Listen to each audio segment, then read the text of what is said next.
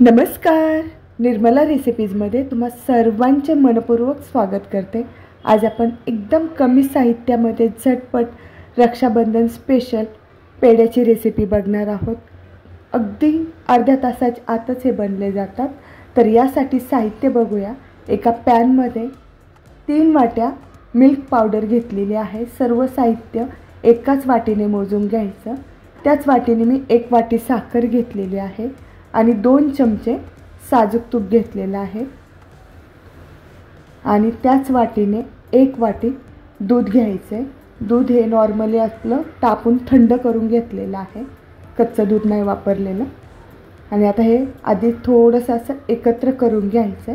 हे बघा, असं चमच्याने व्यवस्थित एकत्र झालं की मग गॅसवर ठेवून आपल्याला हे एकदम आटवून घ्यायचं आहे। तर चला, आता हे व्यवस्थित एकत्र झालेलं आहे। गॅस चालू करूया।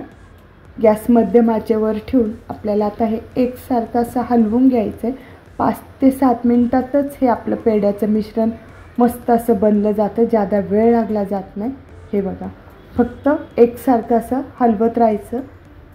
हे बघा, खालीवर असं खाली तळाशी मिल्क पावडर लागून नाही द्यायची। हे बघा, साखर पूर्णपणे विरघळलेली आहे आणि आता लगेचच असं घट्ट व्हायला सुरुवात झालेली आहे। एकदम असं पॅनला आहे मिल्क पावडर अशी एकदम खव्यासारखं झालं आणि पॅन असा सोडला, खाली चिकटलं नाही की समजून जायचं आपलं पेढ्यासाठी बॅटर तयार आहे।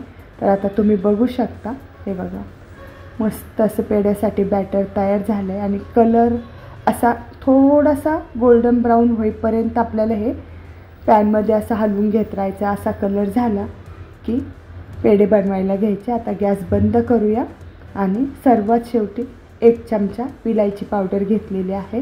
विलायची पावडर व्यवस्थित एकत्र करून घ्यायची आणि कोमट असतानाच हे पेढे गोल असे बनवून घ्यायचे। एकदम गरम पण नाही आणि असे थंड पण नाही होऊ द्यायचे।